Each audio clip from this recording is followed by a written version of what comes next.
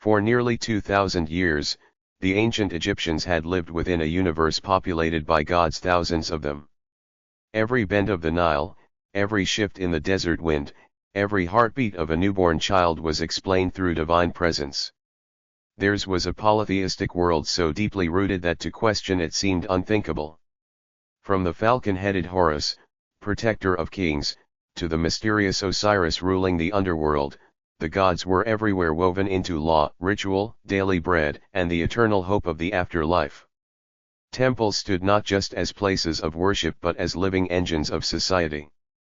The sprawling precinct of Amun at Thebes was a city within a city. Priests, scribes, laborers, and artisans all served the machinery of devotion. Farmers tithed grain, nobles endowed shrines, and pharaohs built colossal pylons as offerings of loyalty. The gods did not simply rule the heavens, they anchored earthly power. To be Egyptian was to be in covenant with this sprawling pantheon. And yet, in the middle of the 14th century BCE, one man dared to fracture it all. His name was Amenhotep IV, though the world would remember him differently, Akhenaten, the living spirit of Aten. A prince unlike the rest. Amenhotep IV was not the obvious revolutionary. Born into the golden age of the 18th dynasty, he was son of Amenhotep III, a king whose reign embodied balance, wealth, art, stability, and piety toward Amun, the king of gods. Court scribes, priests, and officials expected continuity. Yet from his earliest days, Amenhotep IV seemed oddly apart. Depictions of him, even before his radical phase, show an unconventional figure, narrow-chested, wide-hipped, with elongated features. Later art would exaggerate these traits into almost alien proportions, but even the earlier statues whisper of a man who did not conform. Some historians suggest he was deeply introspective, contemplative, perhaps even burdened by illness. Others see in him a restless, mystical fire. Whatever the case, when he inherited the throne around 1353 BCE, he carried with him ideas that would shake Egypt to its foundations. The dawn of Aten. At first, the change was subtle. In his early regnal years, Amenhotep IV maintained appearances. He honored Amun, Hathor, and the other great gods, as tradition required. Yet quietly, another presence rose to prominence, Aten, the visible disk of the sun. Aten had existed for centuries, worshipped as one aspect of the solar god Ra, but never as a supreme being. To Amenhotep IV, however, Aten was not just another god, it was the god. In hymns inscribed by his court poets, Aten is described as the giver of life, stretching golden rays tipped with tiny hands that caress and nourish all creation. Unlike the secretive Amun, the hidden one, Aten was visible to every eye in the blazing sun. This directness may have appealed to the young king. He began to promote Aten not as one deity among many but as the singular divine force. Then came the decisive break. Around his 5th year on the throne, Amenhotep IV changed his name to Akhenaten, effective for the Aten. Names in Egypt carried profound weight. To abandon Amenhotep, which meant Amun is satisfied, was nothing less than a declaration of war against the great god's priesthood. The heresy unfolds. Egypt had seen religious shifts before. Pharaohs occasionally elevated one god over another, sponsoring cults or reshaping myths. But what Akhenaten attempted was of an entirely different magnitude, a monotheistic revolution. He decreed that Aten was the sole true god, relegating the rest of the pantheon to irrelevance or worse, to denial. The grand temples of Amun, with their centuries of accumulated wealth and power, suddenly found themselves sidelined. Priests who had mediated between gods and people were stripped of authority. Festivals honoring Osiris, Hathor, and the rest were curtailed. In their place arose new hymns to Aten, new rituals, new architecture. Temples to Aten were built open to the sky, their sanctuaries bathed in sunlight rather than hidden in shadowy chambers. It was as if Akhenaten sought to erase mystery itself, making religion immediate, radiant, and inseparable from his own person. For only the pharaoh could commune with Aten directly, the people approached their god solely through him. To the common Egyptian, this was bewildering. The village farmer who prayed to Hapi for Nile floods, the mother who offered bread to tyrant during childbirth, the craftsman who honored Ta for skill, what place did they have in this new order? Aten's worship was vast and impersonal, bound to the royal family rather than to household altars. A dangerous gamble. Why would Akhenaten risk such upheaval? The answer lies in the dangerous intersection of faith and power. The cult of Amun at Thebes had grown so vast that it rivaled the throne itself. The gods' temples owned land across Egypt, commanded armies of priests, and controlled immense wealth.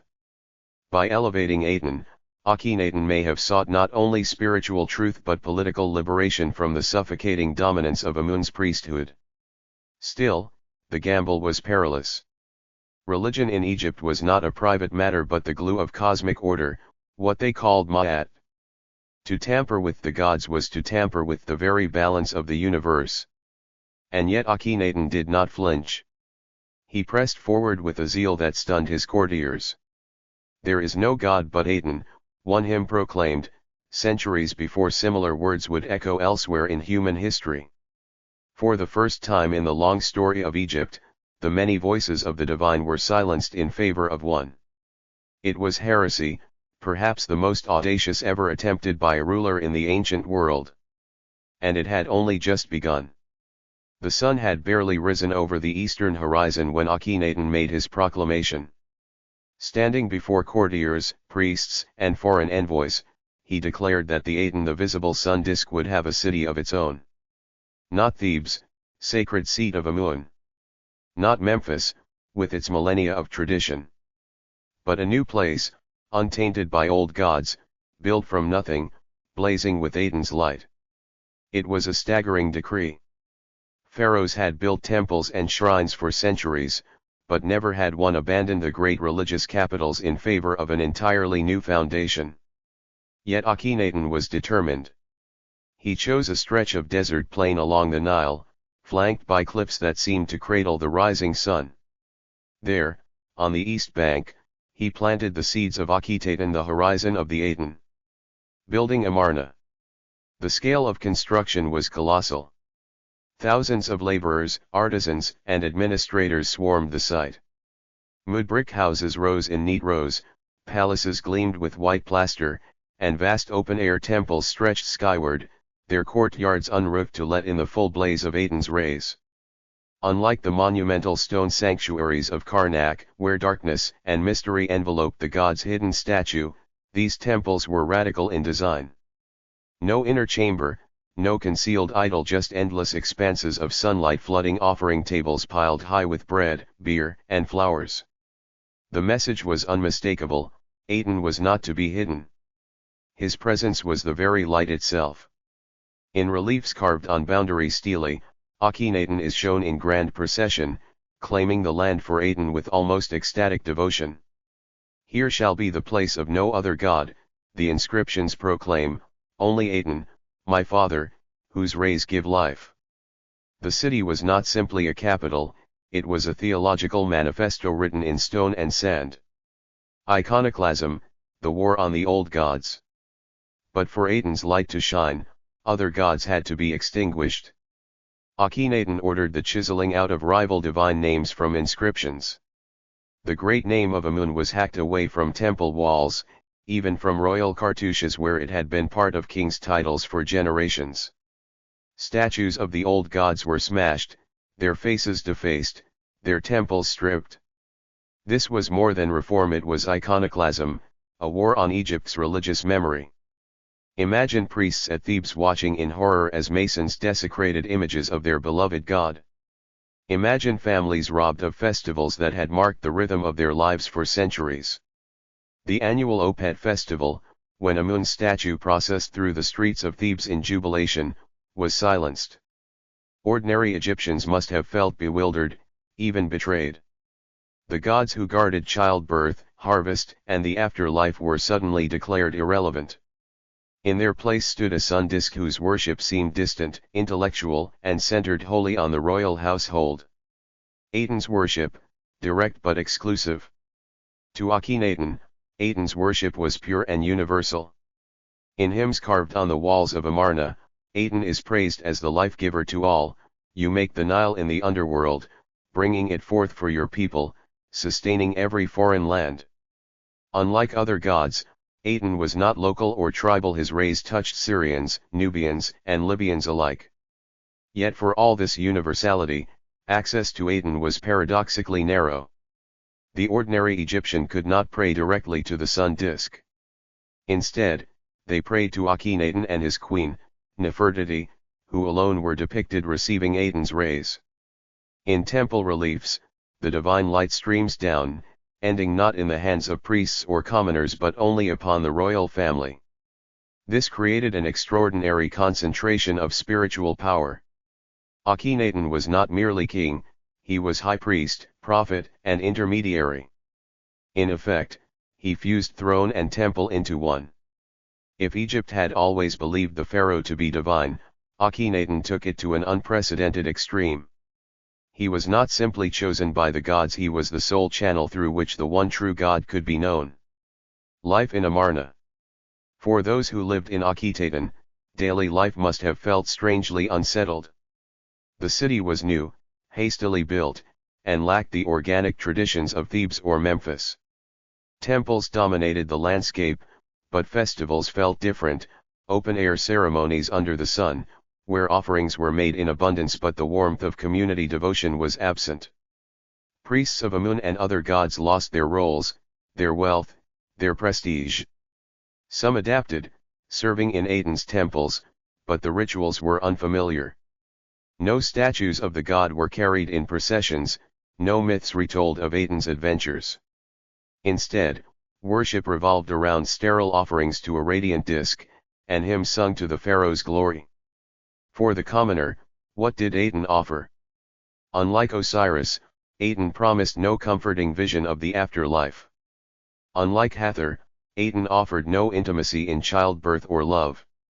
Aten gave life, yes, but it was a life mediated entirely through Akhenaten and Nefertiti. The bond between people and God had been severed and rewoven in a way that placed the pharaoh firmly at its center. A capital of dreams or isolation. Akhenaten shone brightly for a time. Foreign envoys came, dazzled by the splendor of the palaces and the intensity of Akhenaten's devotion. Artists flourished, breaking with rigid styles to portray the royal family in intimate, almost tender scenes holding children, kissing, basking in Aten's rays. The city pulsed with energy, a testament to one man's uncompromising vision. And yet, beneath the sunlight, shadows deepened. The rest of Egypt remained tied to its old gods. Farmers in distant villages still whispered prayers to Hapi for the Nile, even as they dutifully sent offerings to Aten's temples. Officials in Thebes, stripped of their power, grew resentful. The priesthood of Amun, humiliated but not destroyed, waited. Akhenaten was a city born of faith but also of isolation, an island cut off from Egypt's timeless traditions. For all its brilliance, it rested on the fragile will of a single man. The pharaoh had built his new world, a city where Aten reigned supreme. But revolutions do not last on devotion alone. The old gods had been silenced, but they had not been forgotten. Soon, the cracks would widen. If Akhenaten had stopped at theology, his reign might have been remembered as an eccentric footnote. But his revolution reached into every corner of Egyptian life, into art, ritual, politics, and even the daily rhythms of his people. To change the gods was one thing, to change how Egyptians saw themselves was something else entirely. The art of transformation. Step into a tomb at Amarna, and you will notice it immediately. Gone are the rigid, idealized forms of pharaohs carved for centuries, perfectly muscled torsos, impassive faces, eternal stillness. In their place stand startlingly different images. Akhenaten is shown with elongated skull, narrow face, drooping belly, and wide hips. Nefertiti appears at his side, her features just as exaggerated, their 6 daughters tumbling around them with lifelike animation. Rays of Aten stream down, ending in tiny hands that caress their faces, offering the Ankh, the sign of life. This art was revolutionary. It dared to depict the pharaoh not as an untouchable god-king but as a living, breathing man. He kisses his wife. He cradles his children. He lifts his hands in prayer to Aten like any mortal. It was intimacy, warmth, and almost shocking vulnerability carved in stone. Why such radical departure? Some scholars see symbolism: Akhenaten's strange physique representing his uniqueness as the bridge between mortal and divine. Others believe the art reflected theological truth, that Aten's light nourished the royal family in a way that made them almost otherworldly. Whatever the reason, this new style shattered centuries of tradition, startling both artists and subjects alike. The pharaoh as sole high priest. In this new world, Akhenaten was not only pharaoh but also high priest. Priests had long been intermediaries between gods and people, tending statues, reciting rituals, and keeping cosmic order. Now, that power was stripped away. Only the king and his family received Aten's rays directly. Reliefs show Akhenaten and Nefertiti standing beneath the sun disk, offerings piled before them, while courtiers kneel far below. The symbolism is unmistakable: the people's devotion flows upward to the royal family, who alone commune with Aten. Egypt's vast priesthood, once the keepers of divine mysteries, had been reduced to administrators of offerings, no longer custodians of spiritual power. For Akhenaten, this centralization was brilliant. By making himself the sole mediator, he dismantled centuries of clerical influence, especially the suffocating grip of Amun's priesthood. For the priests, however, it was humiliation, their sacred offices stripped of meaning. A people in disarray. For the ordinary Egyptian, life grew more uncertain. The closing of traditional temples meant the festivals that had punctuated the year vanished. The grand procession of Amun at Thebes, when the god's statue sailed down the Nile amid music and rejoicing, was gone. So too were the comforting rituals of Osiris, which promised safe passage through the underworld. Instead, villagers were told to honor Aten through Akhenaten. But Aten had no mythology, no stories, no familiar rituals. There were no statues to embrace, no shrines to visit in the village square. Aten was everywhere, yet nowhere. Imagine a farmer watching the blazing sun and wondering, will Aten hear my prayer for water, or must I rely on distant Amarna, where the pharaoh alone receives the god's light? Imagine a mother in childbirth, once comforted by amulets of tyrant the hippo goddess, now told that such charms were forbidden. The gap between royal religion and personal devotion widened, leaving many spiritually adrift. The shock of change. Not everyone resisted. Some artists and officials embraced the new style with enthusiasm, finding in it freedom from rigid conventions.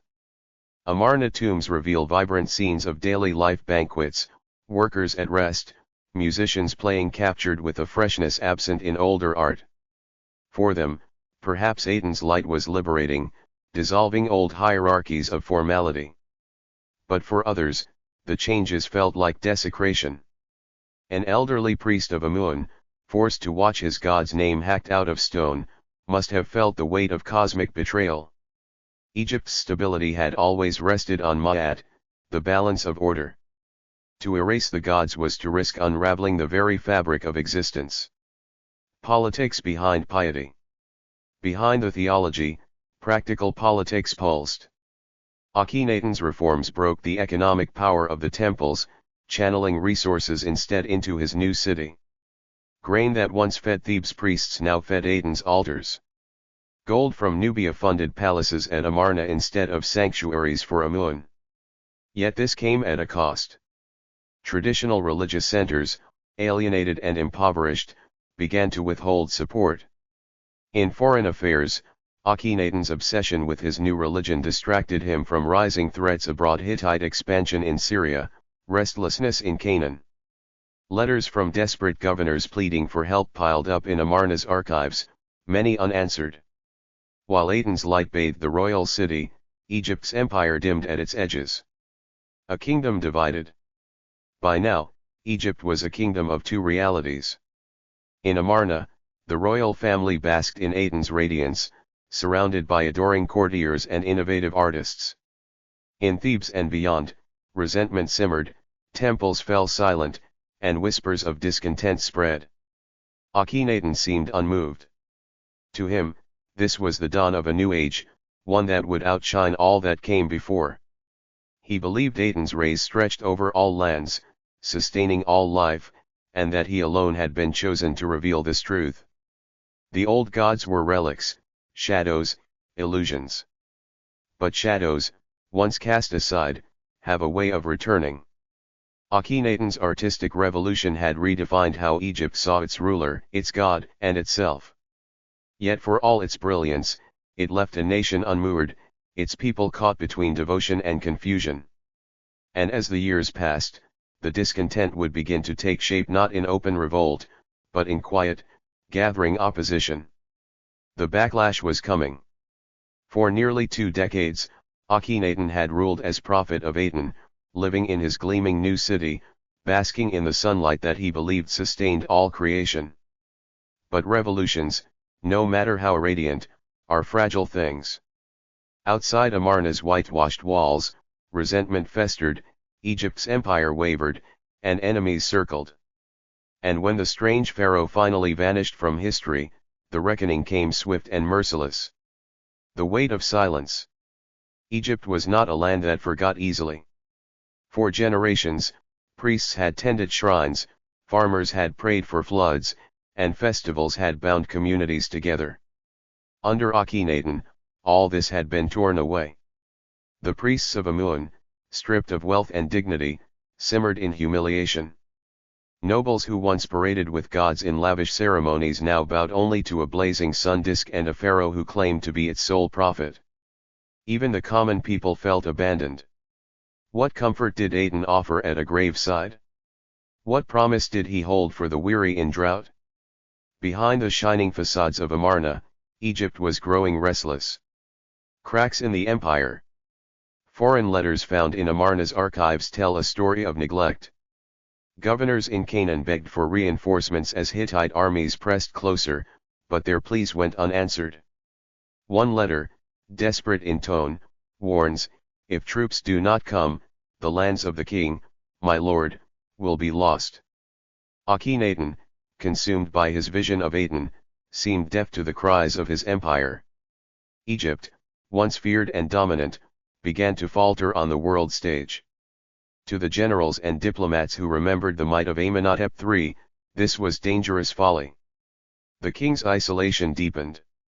Some historians suggest plague swept through the land, striking Amarna itself. Reliefs hint that one or more of Akhenaten's beloved daughters perished, shaking even the radiant household. Shadows gathered under the sunlight.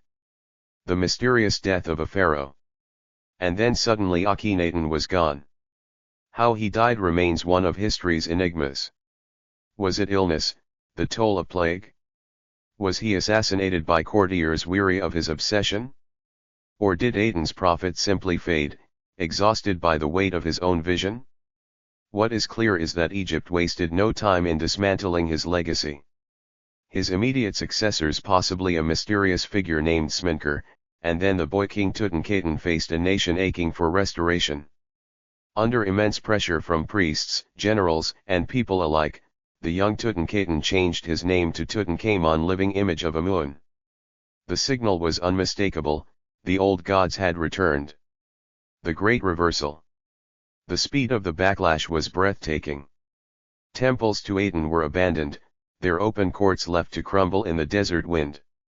Workers dismantled Amarna's palaces, hauling blocks away to reuse in other cities, erasing its memory stone by stone. The priests of Amun regained their power, their temples reopened, their festivals reborn in full splendor. For Egyptians, it must have felt like the return of cosmic balance, Ma'at restored after years of upheaval.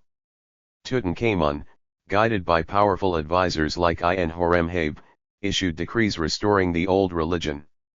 Statues of Osiris, Isis, Ta, and Hathor were raised again. Inscriptions that had been defaced were recarved. The gods, long silenced, once more walked with Egypt. Damnatio Memoriae, the erasure of Akhenaten. But restoration was not enough. Akhenaten was to be erased. His name was chiseled out of monuments, his statues smashed, his cartouches destroyed. Later king lists omitted him entirely, as if he had never lived. To Egyptians, memory was immortality, to erase a name was to condemn a soul to oblivion. Akhenaten suffered this fate deliberately, systematically. Even the city he had poured his soul into, Akhenaten, horizon of the Aten, was abandoned, left to decay in the desert. Amarna became a ghost, a cautionary ruin, swallowed by silence. The return of the old gods. Imagine the relief of a farmer once more leaving offerings to Hapi for a fertile flood, or a grieving family lighting lamps to Osiris, knowing he would guide their loved one into the afterlife. Imagine priests in Thebes, triumphant as Amun's festivals thundered back to life with music, processions, and feasts. Egypt breathed again, its old gods restored, its traditions reaffirmed. The Aten experiment, dazzling and terrifying, was declared heresy, its memory cast into darkness. And yet even as the chisels worked and the prayers to Amun rose once more, something of Akhenaten lingered. His heresy had shaken Egypt's certainty. For the first time in its long history, the idea had been planted, that perhaps there could be one God, not many. The shadow of a fallen dream. To his enemies, Akhenaten was a blasphemer, a king who broke the sacred order and brought weakness to Egypt. To later generations, he was forgotten, buried under centuries of silence. Yet his story, rediscovered only in modern times when Amarna's ruins came to light, remains one of history's most daring gambles, a pharaoh who defied 1,000 gods for the love of one. His name was stricken from the walls, but not from history. For though the backlash erased his monuments, the enigma of his vision could not be destroyed so easily. The Sun King had set. But his strange, radiant shadow endured. The desert has a way of preserving secrets. For over 3,000 years, the ruins of Akhenaten lay silent beneath drifting sands. Travelers passed the cliffs, unaware of the city that had once dared to challenge eternity. Pharaohs who followed Akhenaten made sure of it. His name was erased, his legacy cursed, his memory condemned. And yet, history is stubborn. The Sun King's ghost refused to be buried forever. When modern archaeologists uncovered Amarna in the 19th century, they unearthed not only palaces and temples but also the enigma of a king unlike any other. Who was Akhenaten, truly? A mad heretic? A political genius? A prophet centuries ahead of his time? His story resists simple answers, shimmering like a mirage across history's sands. Why did he do it? Scholars still debate the motives that drove Akhenaten to overturn Egypt's world of gods. Some see a man consumed by genuine religious passion, convinced he had glimpsed a universal truth in the sun's radiant disk. The hymns to Aten, carved in tombs at Amarna, ring with sincerity, "You shine upon the lands, and every heart lives for you." Such words suggest not calculation, but devotion. Others argue political strategy. By elevating Aten, Akhenaten shattered the power of Amun's priesthood, which had grown wealthy enough to rival the crown. Stripping them of influence centralized authority in his own hands. What better way to control Egypt than to control its gods? Perhaps the truth lies in both. Akhenaten may have been a mystic and a politician, a man of vision who also saw opportunity. His revolution, then, was both faith and strategy, a dangerous fusion that made him unforgettable. A figure of contradictions. Akhenaten remains a paradox. He championed one god yet erased countless others, preaching universality while narrowing worship to himself and his family. He embraced intimacy in art, showing himself tenderly with Nefertiti and his daughters, yet isolated himself from his people, offering them little comfort in Aten's austere cult. He sang of the world's harmony under Aten, yet neglected his empire until it cracked at the edges. This tension is what makes him fascinating. He was both visionary and tyrant, reformer and destroyer. In the long line of pharaohs who sought to preserve tradition, Akhenaten stands alone as the one who sought to overturn it entirely. His legacy, vilified, forgotten, resurrected. For centuries after his death, Akhenaten's memory was synonymous with heresy. The priests of Amun made certain of it, chiseling his name from monuments, cursing his legacy, and omitting him from king lists. To them, he was a dangerous aberration, a cautionary tale of what happens when a ruler defies the gods. And yet, in erasing him, they also ensured his mystery. When archaeologists rediscovered Amarna, they encountered not just ruins but questions. Why had a great king risked everything for this god? Why had he remade art, religion, and politics so completely, only for it all to collapse so swiftly? In the modern imagination, Akhenaten has been many things: the first monotheist, a dreamer philosopher, even a proto-messiah. Some draw lines from him to later religious traditions, seeing in Aten a faint echo of the one God faiths yet to come. Others warn against romanticizing him, noting his authoritarian suppression of beloved gods and the suffering caused by his neglect of empire. A cautionary tale. What endures most is the lesson of his reign. Akhenaten's story is not just about Egypt, it is about the dangers and power of radical change. He reminds us that societies are fragile webs of belief, custom, and ritual. Pull too hard at one thread, and the whole may unravel. In his zeal, Akhenaten underestimated the resilience of tradition. The old gods had been woven into Egypt's identity for millennia. To erase them overnight was to uproot the very foundations of society. His failure was swift, his erasure brutal, because Egypt needed to restore balance, to return to Ma'at. And yet there is also something hauntingly noble in his attempt. Few rulers in history dared such absolute innovation. He glimpsed a vision of unity, of one God shining equally on all lands, and pursued it with fearless conviction. That it ended in ruin does not erase its audacity. The eternal question. In the end, Akhenaten remains what he has always been, an enigma. Was he a madman blinded by the sun's glare, or a prophet who saw a truth his world could not accept? Was he a tyrant who crushed Egypt's soul, or a visionary who reached too far, too soon? His city lies in ruins, his name once erased, yet his shadow looms large in history. Akhenaten is remembered not because he succeeded, but because he dared to imagine something radically different. As the sun sets over the cliffs of Amarna, casting long shadows over the broken stones of his once great city, one feels both the hubris and the brilliance of the man who called himself the living spirit of Aten. His revolution perished, but his mystery endures, an eternal question written in light across the desert sky.